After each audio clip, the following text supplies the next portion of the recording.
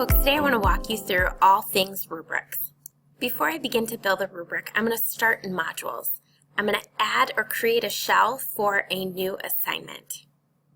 Once I create that shell for the assignment, I can begin to build the assignment itself. Now, once I hit the edit pencil up here, I can type in and add any directions that I have. I can upload a document, upload a YouTube video, insert links. So I can craft my assignment here. I can also add points. I can determine if this is a formative or summative assessment.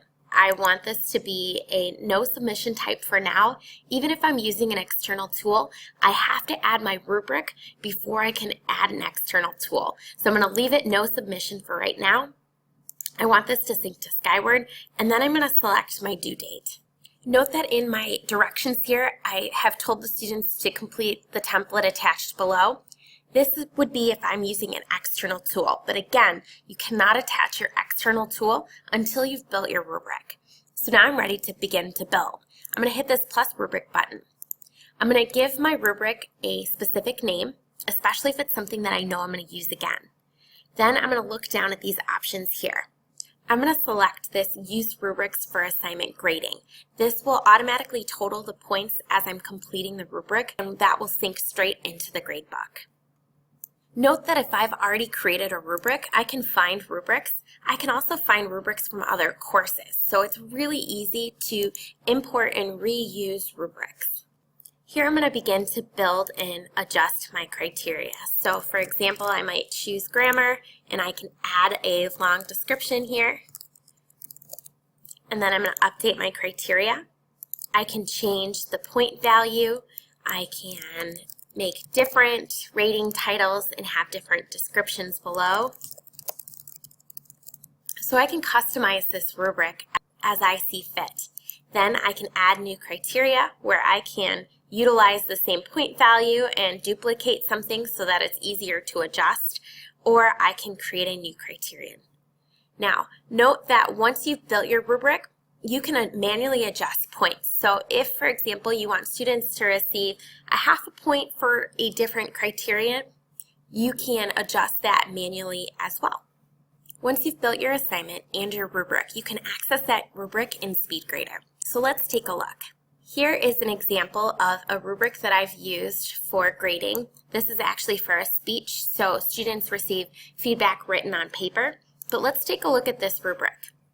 So I've had all of my criteria here. I have my point values here, and then I can select different point values as needed.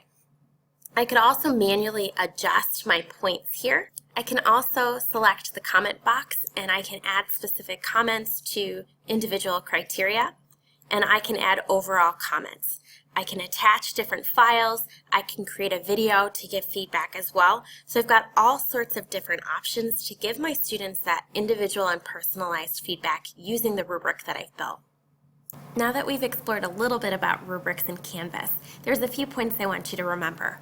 One is you can personalize comments and feedback to individual criteria or to the rubric as a whole. So you have a lot of control over the point values and how you personalize that feedback to your students. You can reuse rubrics even from other courses, and you can customize and change those rubrics after they've been added. The other thing I want you to remember and think about is the rubric setup. Remember, you must add the rubric before adding an external tool. If you add an external tool, it will no longer give you the option to add a rubric. Don't forget to select Use this rubric for your assignment grading as well. So if you look here at that little checkbox, you're going to want to make sure that you select that. That's going to automatically total your points as you're filling out the rubric.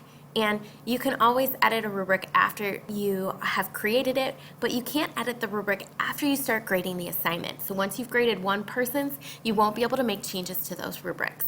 So I hope this information is helpful and that you enjoy utilizing this feature in SpeedGrader.